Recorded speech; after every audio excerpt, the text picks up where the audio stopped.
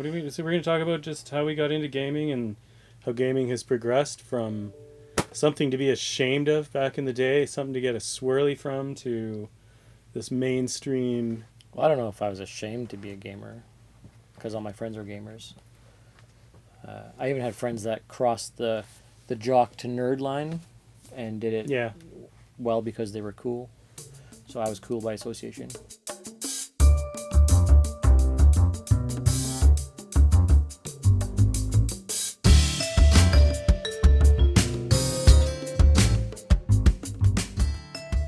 Actually, I knew quite a few people who had made that, social transition quite easy. They hung around all different groups and that sort of stuff. But I mean, I'm sure we're all witness to some of the people who got kind of short shrift during high school for. No? Uh, Not high school, but junior high was pretty bad. Yeah, junior high was terrible. Yeah, that's why we homeschool our kids. No, but junior high was horrible. I remember guys would show up for school and they were, they didn't have the best clothes or anything like that, and they would play Dungeons and Dragons at lunch or whatever and stuff like that, and just get totally hassled by the jocks, the sportos, which are the bullies or whatever, that kind of thing. But it's kind of funny. I always wonder what those guys think when they see nerd in pop culture is so mainstream now. It's like, this is the stuff we fought for. In high school, there was quite a transition from being a nerd was totally uncool in junior high to now we actually had a bridge club that we would skip classes for. What? Nerd. Yeah. So you've got this bridge club that's turned you into badasses because you're skipping class. I guess. Yeah, it was probably not the best way Well, to bridge, go to it's school. one of those gateway games. Next thing you know, you'll be doing drag races and drinking and Yeah. Shooting heroin and yeah. crocheting. That's another one, actually. Yeah. What were you going to say? I wasn't gonna say anything. He was just mocking me I for know being I there. know nothing about bridge. I've never played bridge. Never gotten into it. You It's a should. deck building game. Yeah. It's more of a set collection, really. It is Yeah. set collection, yeah. Area control. Auctioning It's your system. north, south, what, anyway. Yeah. I don't know. There's Trump in it. Can't be that good, right? Trump. Oh, no, let's not talk about B. We should take this to the pizza joint instead and hang out. Yeah, hang out, eat pizza. Instead of sitting in and here we are in Aptigame's closet. Overstock. Welcome to our supply room. Yeah. This is what we call the Aptogame Supply Room Show. Here you can find supplies and stuff and things. That was the title of our last show. All right. Stuff and things. So this is the episode 3, the Junk supply and room. whatever. Hey, since we're talking about nerds becoming mainstream and all that sort of stuff, this would be nerds out of the closet. There we go. No? But we're in the closet. Nerds in the closet. Yeah, but we're going to leave it eventually. So you're saying we want us to come out of the closet?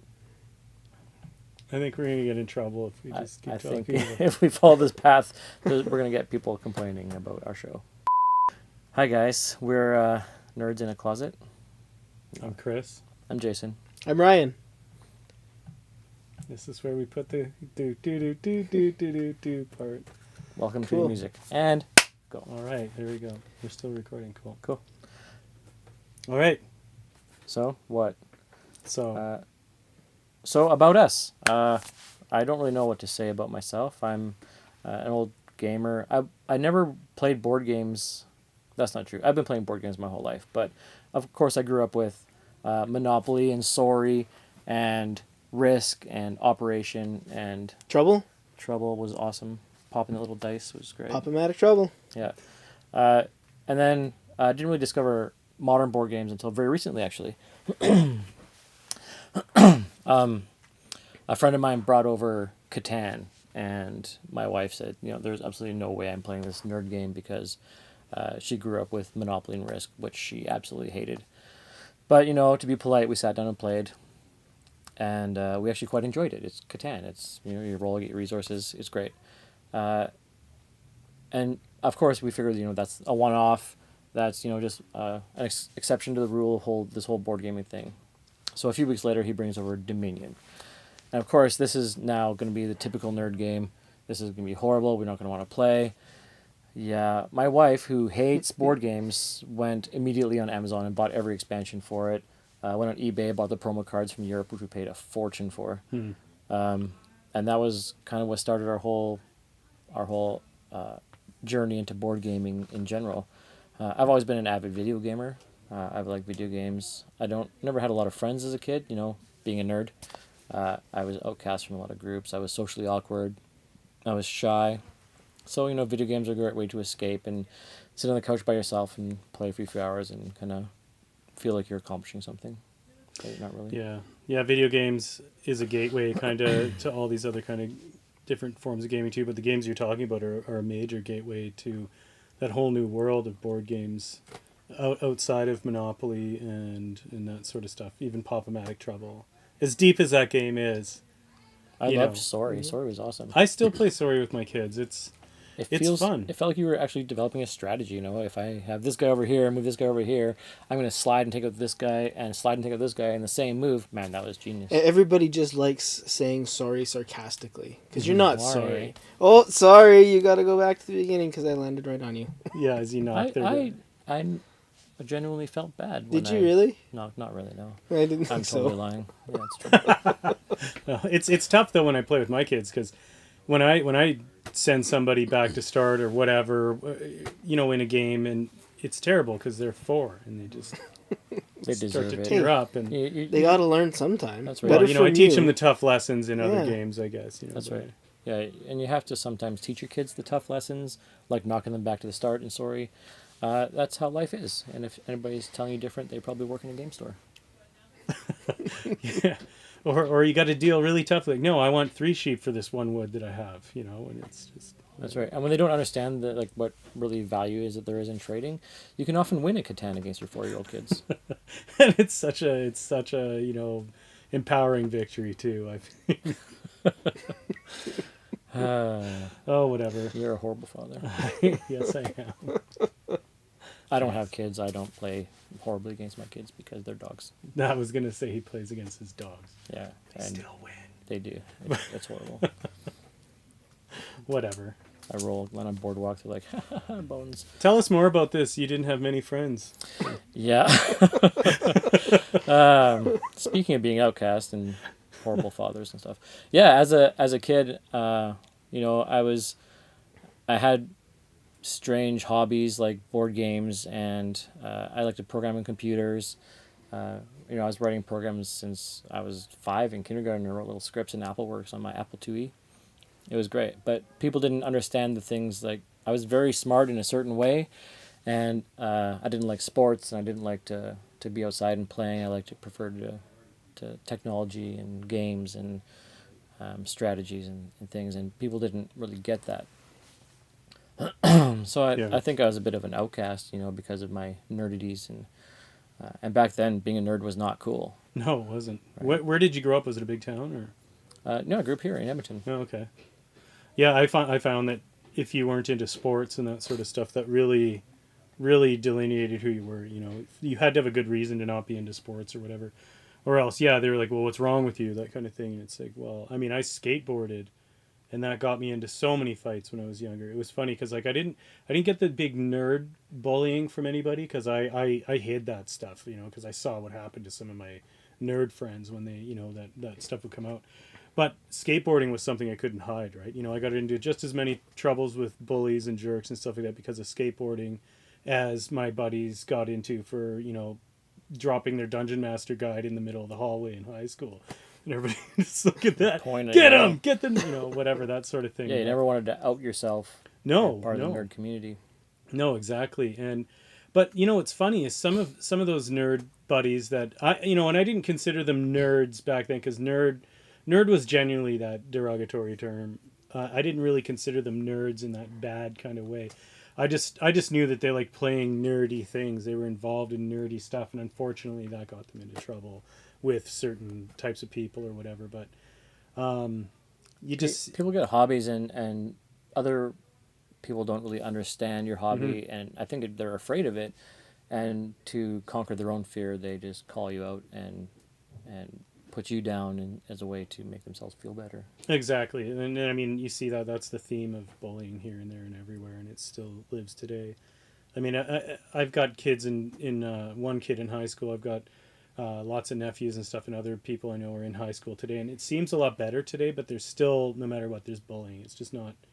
It doesn't seem like there's the big jock versus nerd, whatever kind of Yeah, thing I now. think But with a lot of people are standing up to bullying, and excluding certain hobbies or people that play certain things in general, and people have been standing up to that a lot. So bullying isn't really as obvious as it used to be when we were in school, but yeah, it happens every day, and it's horrible to see. mm-hmm. We saw it in the workplace a lot.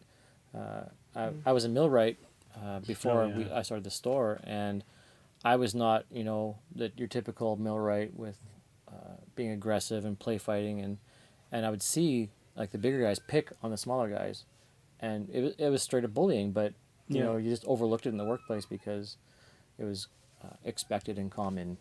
yeah. Like, well, we're all tradesmen.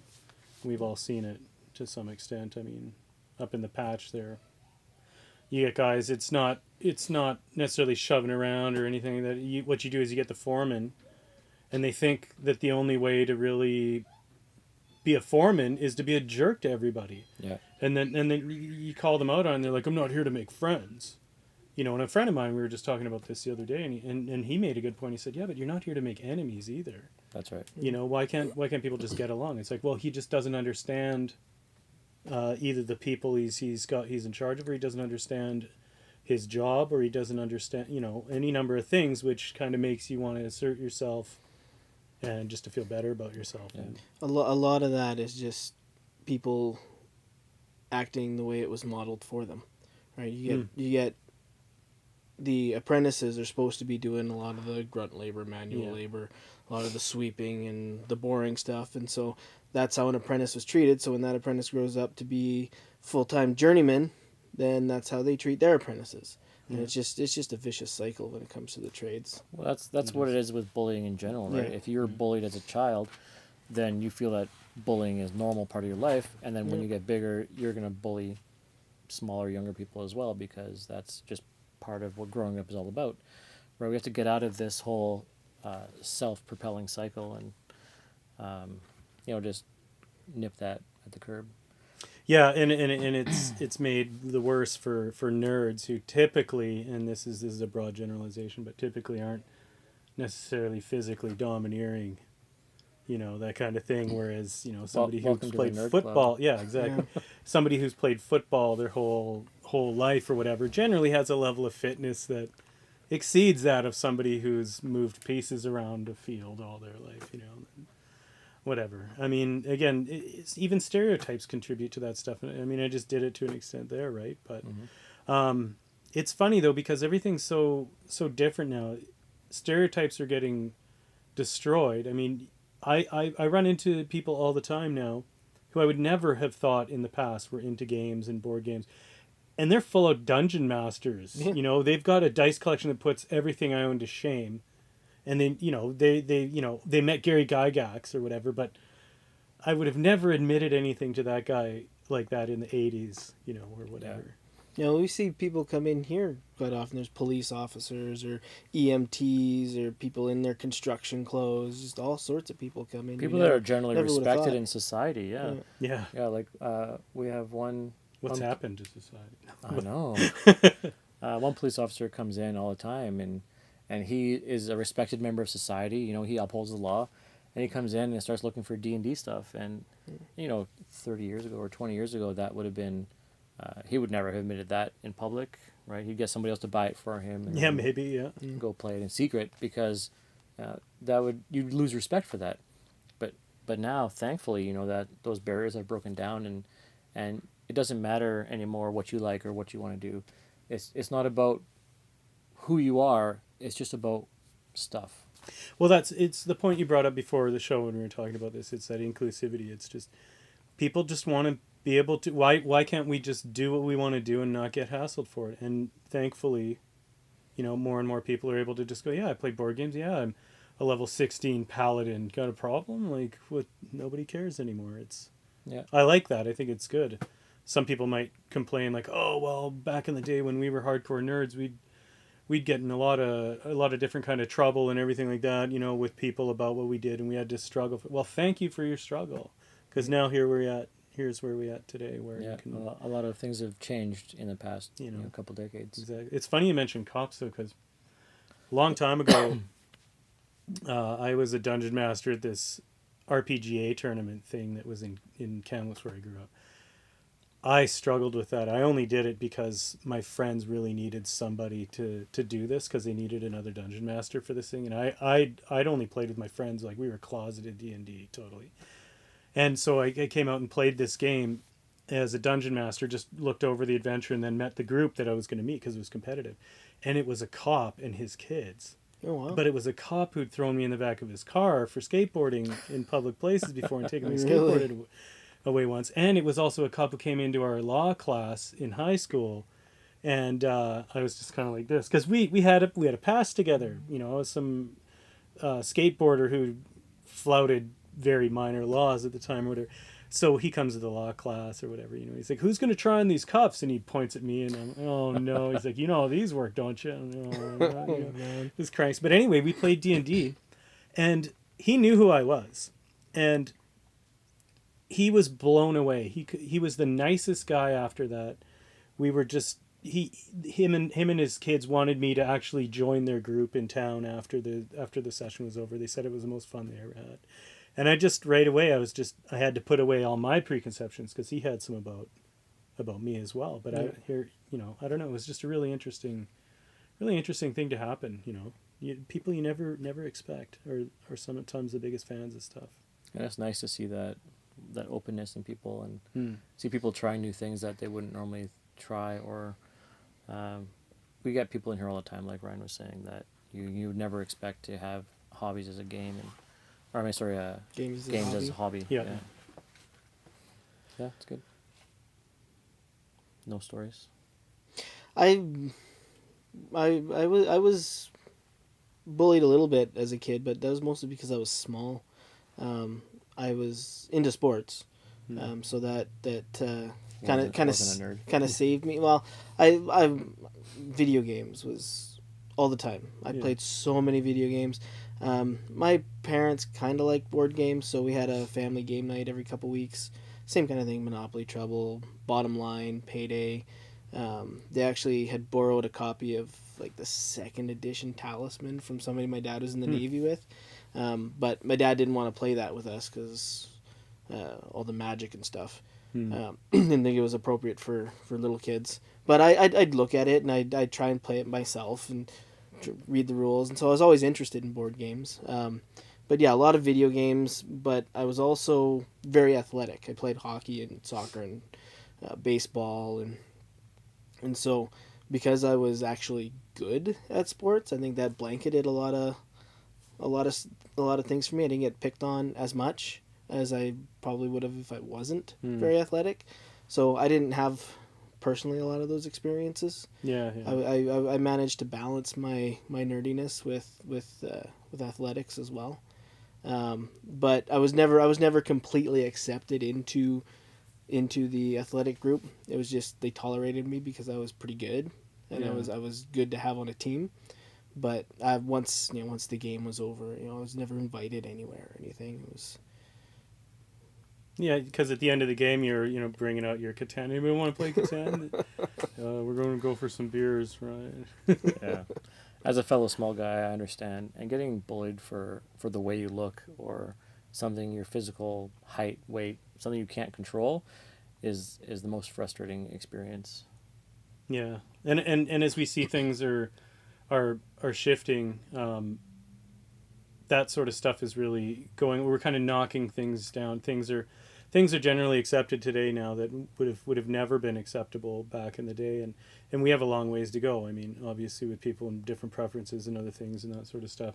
But it's funny you mentioned the magic thing or whatever, because that was quite a big deal in the 80s and the 70s, I believe, too. Some people have called it like the satanic panic and everything, thinking that anything remotely to do with that sort of stuff. And I don't know what your dad's motivation was, but I remember hearing about that as a kid. And my family wasn't really particularly religious at all or anything, but they didn't want us having these things that they misconstrued as occult manuals and tomes and spells and things. And, it's funny if somebody doesn't believe that any of that stuff is anything, why they would lend it such validity by being so against it. Like if I think you that think it's that's nothing, why do you? I think that's the mob mentality. Yeah. So someone says, they're reading these books. So I read a dungeon master's guide or a player's handbook, and now I'm just reading books about spells. Wow. So for somebody that doesn't know the hobby, what does that equate to? Yeah. Now you're reading black magic, and people hear black magic and they think Satan, they think devil Exactly. worship. Yeah, they think you're going to go murder a neighbor's cat and then take the next step to eating a person or something, and it's kind of ridiculous. But And how do you explain that away? I'm not reading about Satan. I'm just learning a game. yeah, it's just a game, and it's funny how that stuff too has fallen away. There's not as many people that are necessarily outlawing that sort of stuff with their kids or whatever. I mean, I have heard of some cases where certain cartoons and like, people are even burning Harry Potter books and stuff like that. But That's intense. And we actually had a customer in the store just the other day with his son, and he was saying that he does not approve of Dungeons and Dragons, that it's going to promote this negative behavior, and he's going to turn into a bad person if he plays it. And how do you convince a parent that it's just a game? show them the Star Wars. Yeah, it's pretty crazy that mentality still exists. RPGs and all these kind of nerdy things. The nerdy people that I grew up with, that I still stay in touch with on Facebook, are some of the most creative, inventive, imaginative people that I know, and they got to flex those muscles young, in an environment with their friends where it was all encouraged, and do creative things. And I'm not saying all the people who played sports never get to be as creative or anything, but it seems to me, based on my experience, that most of the creative people I know and imaginative people and stuff like that were these people who played these kind of games and got to exercise that part of their mind, or whatever. And when somebody comes and says, I don't want my kid to play Dungeons and Dragons because I don't want them involved in that, I think that's going down the wrong road. I think they're only seeing it from that theme aspect. Okay, you don't like wizards and warriors, it might be a cult, fair enough. You don't want your kids to get messed up in that. Don't dismiss the entire vehicle though, like role-playing, whether it's Star Wars or modern day stuff or other things like that are a little more acceptable theme-wise, really promotes a lot. Yeah, you get a lot of creative thinking, a lot of problem solving, quick reaction judgment on things. You started playing games with your kids when they were young, I assume. Yeah, Sayla's my oldest, first game was Dominion, and she had her first game at Dominion when she was 6. And how do you see them developing through the years after having been introduced to games so young? Do you see like their creativity is blooming? I don't know that I could definitively say that, because there's people who are extremely creative who never play games. So I don't know how because I've always played games with them. I don't know how they would be different if they didn't. But I do know that my kids they're pretty bright, and seeing them. Seeing how they interacted with the games when they first started playing when they're younger, and seeing how that interaction with the game changes as they get older, as they actually start to learn and develop strategy, while they're working out how to try and beat me without me helping them anymore, kind of thing. Like they're actually to be able to understand how the mechanics interlink and how one thing will affect another thing. Critical thinking, Yeah, and planning and problem solving. It's definitely something that I needed to teach them while playing the games. But we can sit down and pick up a game now, and they'll start to develop their own strategy because they're thinking like that now. Yeah, I think that's really rewarding to see that. It is. My oldest is teaching me games now. I'll say, I want to play this game. I don't have time to read the rules. You read the rules and then teach me later. That's great. Right? I think playing games with your kids while they're young is a great way to really develop that creative thinking and develop that problem solving skills. Yeah. Games like Spot It. Right? Oh, Spot It! It's the gamut. It's dexterity. This is a great it's game. thinking. All you have to do is match these symbols, so it deveps really. Go on. It develops really quick I'll be over here. thinking, quick response, quick pattern recognition. Really makes you work your brain in a really creative way, and I think Spot is a great developmental tool for. I don't think you can actually raise kids properly without at least a game of Spot It. Yeah, you should play Spot It probably every day. Yeah. child services should be involved if you don't. Okay, that's interesting. We're both going to jail then. Oh, no. No, I got spotted the other day. Did you? Yeah, I got Yeah. camping Oh, man. spotted. Wow, it's amazing. There's actually a. I don't have to camp now. Okay, fine. I'll Right get spotted splashed, and then I'll play in the tub with myself. Right on. Wait a second. Wait. Click. There's actually a version of Spotted called Basic English, where you have to match an image with a word. So that's a really great tool for kids to develop word recognition and image recognition and Yeah. tie the two together. Oh, you know what? Playing with my kids, playing Spotted, I felt my gear seize more than once as they're just piling cards onto me, and I'm just oh my gosh. Then,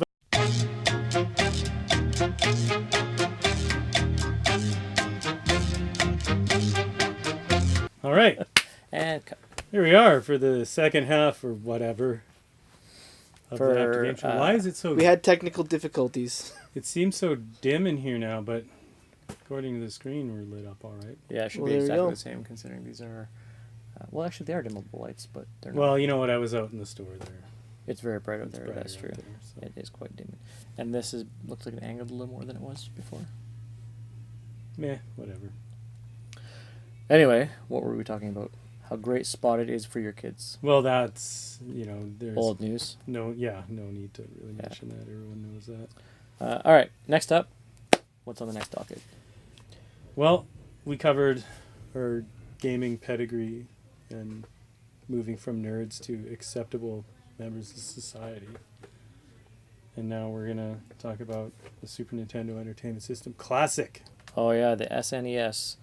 I think all of us old nerds are pretty excited for this. It's pretty nostalgic. It brings us back to growing up playing Nintendo and some of the classic consoles that we all grew up with. And oh look, we have one here. That's convenient. How convenient that we have a Super Nintendo Classic in our hands. Yeah, this just came out today. We're gonna actually give one away, I think. Stay tuned next week. We'll unbox it, take a look at what it looks like, how big it is. We'll let you know how you can win one. Or two. But for now, why don't we discuss how excited we are for this? Yeah, the games in here are pretty cool. Contra, meh. Donkey Kong Country, meh. Final Fantasy 3. Now that's exciting. 6. Go on. It says 3 here. Yeah, but I we know have an it says- expert who knows. I know it says He 3, can but translate here's the- the thing. When you call it Final Fantasy 3, the real Final Fantasy 3 has been released in North America now, right? So when you say Final Fantasy 3, especially to younger generation who has played the actual Final Fantasy 3, they're going to think it's something different, right? It was released as Final Fantasy 3 in North America back in the 90s, and I think it was 94. And now that they've actually released the entire set in North America as its proper number, it's appropriate to call it what it is just to keep them separate. But yes, here it's labeled as Final Fantasy 3 because that's how it was originally released back in 94. That's pretty nerdy. That It is my favorite video game of all time. So that sort of level of knowledge would have gotten you a swirly in the 80s. But now you can tell women at bars, and And you're too big to give a swirly to. you might get a phone number for knowing that. You won't. But you're married. no. We're all married. Yeah, no, I'm good. What do I know about getting women at bars? Anyway, moving on. Mary, never mind that. Yeah. Happily married. All right, Mega Man X. I'm looking forward to that. Such a good game. Not as good as Mega Man 1 or 2 or the first 9, but The First 9. Mega Man 9 came after Mega Man X. details. Gosh. All right, what else is on here? Secret of Mana. I know Chris is really excited for that. I love Secret of Mana. I played the heck out of that game. I just loved the weapon combos and other things you could do. It was a really interesting take on the RPG genre. And Square Enix, it was one of their early titles. I think one of Squaresoft. Squaresoft, that's right. It was Squaresoft before Square Enix. Before they merged with the Enix, yeah. But from just plugging that card in and hearing that eerie soundtrack start to play in, and then I don't know, that entire game has got amazing ambiance. 16-bit and play. sound. It was Mhm. great. Oh, it was terrific. I love it. One of my favorites. Legend of Zelda: Link to the Past. Another Oh my gosh. great one. Favorite game growing up. I put hundreds of hours into that game. So frustrating. The game was it was great and horrible at the same time. I thought it was just great. It was hard. I've never played it. You should. And now you can. Now I can. As soon as you get one. Yeah. You can't win. I can't win. What else? Yoshi's Island, Super Metroid. Oh my gosh, Metroid! The whole Metroid series was genius. Metroid's solid, yeah. Metroid is very solid, almost as solid as Metal Gear. Almost which MGS is there. not on here. Metroid Gear solid. Super Mario Kart, classic. That obviously, that's one of the best multiplayer games I think of all time. That franchise and everything. Yeah, Super Mario Kart was sheer genius. Caused many fights, like actual fist fights, at my friend's house. Really? Yeah, because people are not cool. People are horrible. Yeah, especially nerds. Nerds are horrible. What else you got on there? Super Mario RPG. I loved playing Super Mario RPG. I thought it was really well done. Almost as good as Dungeons and Dragons. There was another one Mario. Squaresoft was in on as yeah? well. They helped produce that, which is probably why it was so good. Interesting. I should definitely. I have to get one of these now. Yeah. So. I played a lot of Kirby's Dream Course when I was a kid too. Golfing with Kirby as the ball is actually a pretty sick title. Oh, it's not just Kirby is the ball. Kirby is the ball. Because when you described it to me, you said, "Oh, it's a Kirby golfing game," and I was like, I no, love golf he is the games. ball. You power him up and he punts himself down these weirdly constructed courses, and you can if you hit enemies, then obviously you stop. There's power ups you can use to like there's like a fireball one that as soon as you hit the A button, he'll turn into a fireball and keep going as he's slowing down. And there's one where he can turn into a stone when you hit that power up. So you press the A button and he'll stop where you want him to stop, and so he doesn't roll down a hill or something. And it's really well done. I was thinking Really like cool. akin to Tiger Woods. No.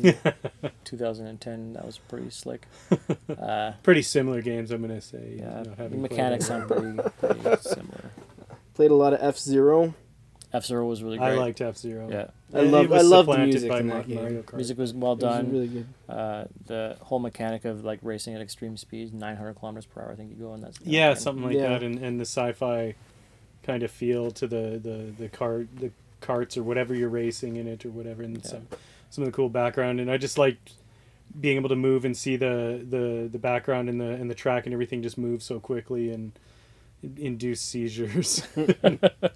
It was good. Super Street Fighter 2 Oh, Turbo. that So you blows get me all away. the extra characters. That blows It's me a away. pretty decent lineup for this product. I was surprised.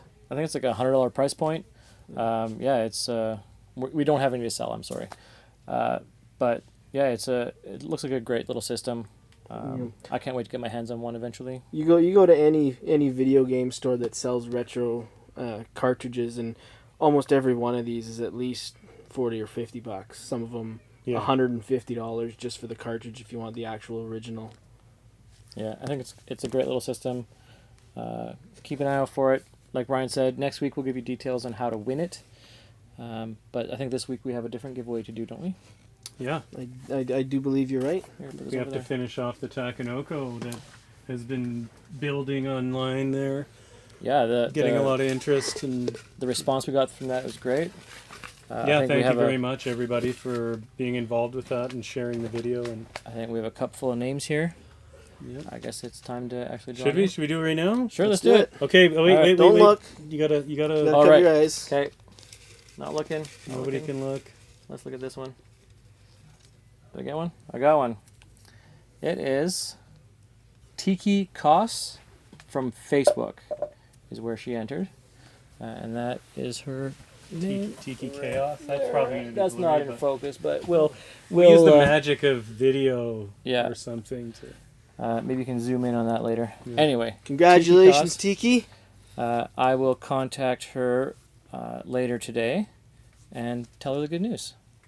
Right on. I think That's that's an a awesome girl. game. I looked at a lot of these people.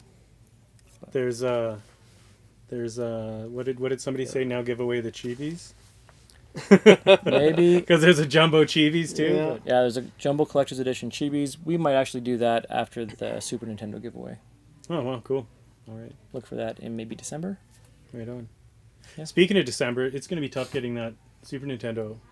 It's going to be very tough getting that Super Nintendo. It's huge demand for it. We ordered a bunch and got 2 that we're going to give away.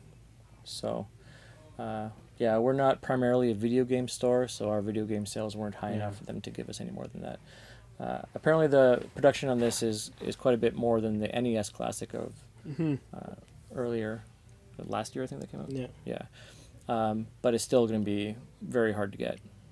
Well, you get 2 controllers in this that are the full size Nintendo, Super Nintendo. I think so. controllers. We'll find out feel next week exactly- when we yeah. when we open it up. When we unbox it, yeah. Now, if you could just get multi-tap. Looks like somebody's trying to text you while we're making a show. Are you here or not? Come on. Come on. So just remember, nerds are cool. Nerds are our primary customers, so we love you guys. We're nerds ourselves, so don't think of nerds as a bad word. We'd like to be inclusive and forgive everybody for their historical transgressions, like not being a nerd. That's right. Everyone is welcome. Even people that aren't nerds are welcome in our store. We will help them join our realm of nerdship. Yes, even Jeff, the Cam High senior football quarterback. You're welcome. Not Jeff. Yeah, so we'll keep an eye out for us next week. We're going to talk about how to win the SNES Classic. Maybe bring up some topics like board games, games in a can. Spotted is great. We're definitely doing a spot at top 10. We should totally do a spot at top 10. I think if we ever did a top 10 on great games you could play with your kids, Spot would be number 1 for sure. Oh, it's definitely up there. If anybody wants to leave comments on the App to Game community, sometimes we look through there too for topic ideas and stuff. It's always an interesting place. If you're interested to hear us talk about something on that'd be a great place to drop it. Or in the doobly doo. Am I allowed to say doobly doo, or did I lose my doobly doo license? I think doobly doo is great. I don't know. I still don't even know what the doobly doo is. I endorse the doobly doo. Okay, well, good. You'll come to love it. I mean, you've already said you ripped it off from somebody, so are we gonna get sued? No, that's the don't beauty of think the he ever- doobly doo. I think I don't it's think he ever- public domain now. Yeah, I don't Okay. think he trademarked All right it. then. So All right then. I'll possible- let it go as long as there's not any repercussions. The possible infringement of doobly doo will follow. I'll take it all upon myself, and Okay. we'll leave the store out of this. There's no way the That's- doobly doo will come back to burn the store. Okay. Yeah, that's probably the best. Please remember to like, share, and subscribe to our videos. Your viewership means a lot to us, and we like to get our nerdly word out. Nerdly word. Yeah, the Right nerdly on. word. I think the nerdly word is taken, but Another trademark that is up in the air that we'll Yeah. just consider public domain until we get sued. your viewership hopefully will pay for our being sued because we make no money. That's right. And you'll notice there's no ads. Yeah, So that's for you. that's right. Thanks for watching. See you next time.